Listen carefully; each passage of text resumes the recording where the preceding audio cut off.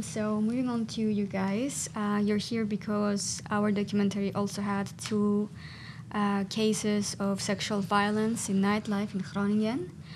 I would like to firstly let you introduce yourselves a bit, what you do, who do you represent? All right, I'm Birgit and I'm from CatcallsofGrunn. So that's an Instagram account here in the city with which we try to make street harassment and intimidation visible in the city and also fight it by chalking whatever is said to people on the ground exactly where it happens, so that when you walk past it and by it, you're like, oh, this was a very unsafe moment and space for someone else, so that you also experience it and then maybe see. Because very often these comments get lost in space, and now this way we really put it out there. Yeah. Thank you. My name is Lucia, and I'm a member of ELTA's Groningen. It's an association. It's called Let's Talk About Sex, and it's basically about discussing and educating about topics around comprehensive sexual education, which basically includes most topics that are not only condom use and STIs, which are a lot of the times what like a lot of sex education talks focus on, but our association focuses also on the discussion of other consensuations or conscientiations such like consent or awareness, and also, for example, sexual well-being of people. We're also integrative with heterosexual within queer communities, and it's kind of, we try to create a safe space in Groningen to be able to discuss about sexual topics without being taboo, which I think is a very big problem right now, that also related to sexual violence, that a lot around it, it's taboo and you feel like you can't talk about it. And we as ELTAs try to put a space for it, and we try to enhance the education but also the awareness. So not only being able to inform people that is happening and about this, the importance of these topics, but also what can you do about it and how can you act upon them. So yeah. Thank you. So since you guys very involved with this topic, I'm gonna start with a very easy question. How safe is it to go out at night in Groningen, and when it comes to sexual harassment? I think, speaking from experience as a woman, I would say that when it comes to sexual harassment, it is not safe. And it's not so much a question like if it's going to happen, but it's just a question like when, and how equipped are you to deal with it, and also how bad is it going to be.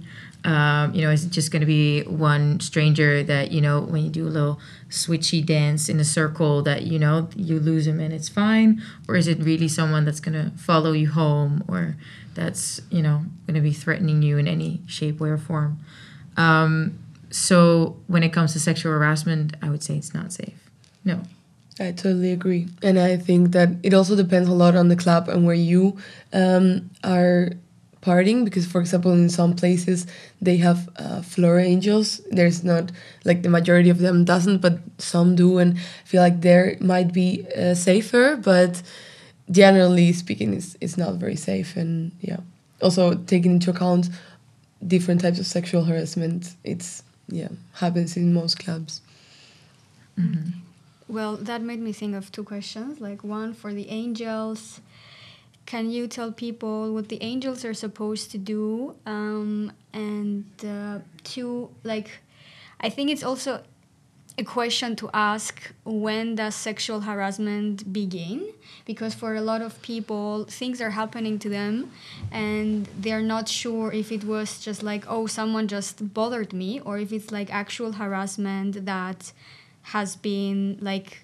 we also saw in the film that in the Netherlands there's an act about sexual harassment, so you're not allowed to sexually harass legally. Yeah. That we needed to make a law to make catcalling illegal is, iffy, but I'm happy that it's been here almost a year now. So indeed, since the 1st of July, it all changed, or it all, like when in cases of sexual assault, you needed to make sure that you had proof that someone said yes rather than that someone said no. So, shifting that burden of proof, and also including street harassment and making it illegal was a really good way to go. I did forget your question though. So Yes. The other one, I'm sorry, I'm like The floor angels, right? Yes, the floor Yeah. angels. Well, basically, for the ones that don't know, the floor angels is basically people who are normally dressing white and are in parties, making sure that everyone is having a good time, but mostly a safe time, and that no one is feeling uncomfortable and no one is crossing anyone's boundaries. Normally, from my own experiences, there's a few of them over the dance floor, and then you can either approach them, or if they see that you are feeling uncomfortable, they will approach you. Currently in Groningen, as I know, maybe I'm mistaken, but there's only one club that has included them, which is Oost. And yeah, I think that personally it's a really good addition, and I think more clubs should do it, because it takes away the responsibility from the victim, because a lot of the times there's other types of measures like ask for Angela, or an angel shot, or just ask help to the bartender, but that again places the responsibility on the victim to be able to ask for help, and that doesn't always happen, because sometimes you're in shock and you're not able to really ask for help. So then I think floor angels are a good measure to avoid that. So we do have places that also use safe words from what Okay, do you know those places, or like I think they're more like these trends online, and that then clubs would pick up on those. But also, Oost is sadly closing soon, but they were the only place that had floor angels for all the parties. And also only a few clubs and bars have been trained by the Center for Sexual Violence here in Groningen. And there also the bar personnel can see hey, is something happening? Do I need to address this? But it's only a few. And also only for really big events here in the city of Groningen, they have these safe spaces. So during Kai Week, with Rosse Zaterdag and ISNS, all those things. So when really big events, then there's also a place outside of all these bars and cafes and clubs to go if you're feeling uncomfortable or there's something happening and you need help. But it's not enough, and it's not every night, and every time they also try to introduce more things. I also, in the video, you saw these horeca stewards, so the one in blue, and they're sort of there to help, and the bouncers and the police, but it's just extra people on the streets, and they're, doing good things, but, we're never totally getting there. So you see improvements in some places, but also, with a club leaving like this, then also, goes down again. I think about the measures is also not only about implementing them, but about knowing how to. So I feel like in some places it might be enough to just have like floor angels, or have an angel shot or bartenders that can help you, but you have to train them, and you have to they have to know what to do if someone calls for an angel shot, because then you can say, oh, don't worry, I'm here for you, but then what do you do? And I feel like a problem is also that a lot of bartenders are not completely sober at all times, and I think that also influences, because even the ones that are trained, if then they're also consuming alcohol, then they're not totally able to help you as well. So okay, so I see there's some inconsistency in training, in availability. So if something happens to you, if something like that happens to you, what happens? Can you report it, or what is the point where if you report it, it has greater chances of receiving attention? Because that's also something that I feel it's not very, very clear, or when we were also talking with Axel, and he said, "Oh, I was shot. I saw the people, but because there weren't other witnesses, what I saw and experienced was not really taken into account for a trial." So what do you do when someone is maybe grabbing your butt or like doing like making comments or even worse things, but there aren't other people who have seen it? When you go to the police, do they do something about it? I think that it depends a lot on the place you're at, because I feel like for some clubs they will give you more seriousness than in others. But I feel like the first thing to do is to go somewhere where you can feel safe and then tell someone about it. Also preserve the evidence. I mean, for catcalling or for grabbing, it's more difficult because then you're like, okay, like he grabbed my ass, but I have no evidence about that. I think it's still possible to report it. And now also with the new legislation, they also, like you said, they made it to report these cases. So they're supposed to take you seriously. But again, depends also where you are, I think. Yeah, so it depends per city what sort of places they have to report, and there's also different levels. So you can just go to Meldpunt, and there you can talk about it and just sort of report, and then it leaves it at that. Then you can report it to catcalls, and then it might be blasted on the Instagram. Also, you can always go to the police. However, a lot of cases are left and nothing is really done with it. So it's hard to promote that when so little is done.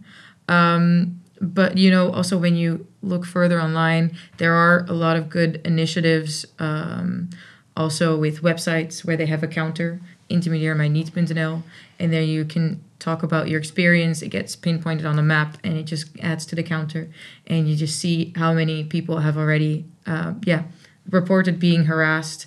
And I think it only opened about a month ago, so, and we're already over 1,000, so that says enough. Yeah. But it's in the Netherlands, like only it's the whole Netherlands, yeah, because it's online. Okay. Interesting. Yes. Yeah. One last question: if we see someone harassing someone else, is there something that we can do as people watching and being there? Yeah. Yeah. This is my other job, because I do these active bystander trainings. Yes, exactly. So you got the 5 Ds. So it's distract. So just break the situation by doing anything. It can be the, hey girl, haven't seen you in ages, anything like that. Or just stepping in and breaking their line of sight, something like that. But works. It should be about a completely different topic. That not like saying, oh, what's happening? No, but more like just completely changing the topic and the attention to a different topic. Yeah, really distracting out of the situation, breaking it altogether. Then we have delegate. So you see like maybe someone hanging over someone at the bar, really too close, someone really being uncomfortable, and that you say to the bartender, hey, go check on that because that looks uncomfortable, please. You know, so you delegate the task of intervening. Then you have document. So that is taking out your phone and filming. This is not always advised because people can get really aggressive when they get a phone in their face. So with every sort of D that you use, it is always really important to take your own safety into account, because we don't want to put you in danger at all when helping someone else. So you got document, and then you have delay. So very often you don't really know what's going on and you need to step into a situation that's really scary. And then you can let it happen to keep your own safety. But if you afterwards go to this person and ask, hey, are you okay? Like, I saw something would make me uncomfortable. How did it feel for you? Then still it counts towards making the situation better, because you were there in the situation with someone. You showed compassion and checked in with them. So that works. And then the last one is direct. And we always put that last because that's the only way that sometimes people feel that they can intervene, like to really step in and to say, what you're doing is wrong and you need to stop right now. But there's all these other forms, and then there's direct. So really, again, assess your safety. Also, see if you want to address the victim or the perpetrator, whichever way you want to go, but firm and clear that it's not okay and that the situation needs to end. So that's what we would do in the training. Yeah. I was going to answer exactly the same. Yes. Nice. Thank you very much. Any other last words that you might have? Yeah, actually, I didn't prepare this, but while watching the documentary, it came to my mind. So, to everyone that is here and also everyone that is watching the podcast, I would advise to ask people if they're okay, because in a lot of cases, you don't really know and you're not really sure. And it's really ambiguous situation to know whether someone is being harassed or uncomfortable or something. But if you have the slightest tiny little chance that someone might be feeling uncomfortable or unsafe, just go there and ask them, because in the best case they will say no, fuck off, and then okay, but that's the best case. And you don't lose anything, and in the worst case then you can help them. And it's not always easy to ask for help, so I think that approaching someone that you think might not be feeling safe, even if you're doubting a little bit, then you should go. Because I had one experience and the girl was fine, but we almost don't go to her, and because she was fighting with someone and she seemed like she literally did this to the guy. So, and then she was fine at the end, but I was okay, like at least we asked her, and so I would advise that, to do that too. If you're like a tiny bit unsure, just do it and ask them. Just always ask. Yeah. Okay, thank you very, very much, all three of you, for your time and for being there. Thank you for the audience. And thank you for everyone who is watching this later. And I will see you next time.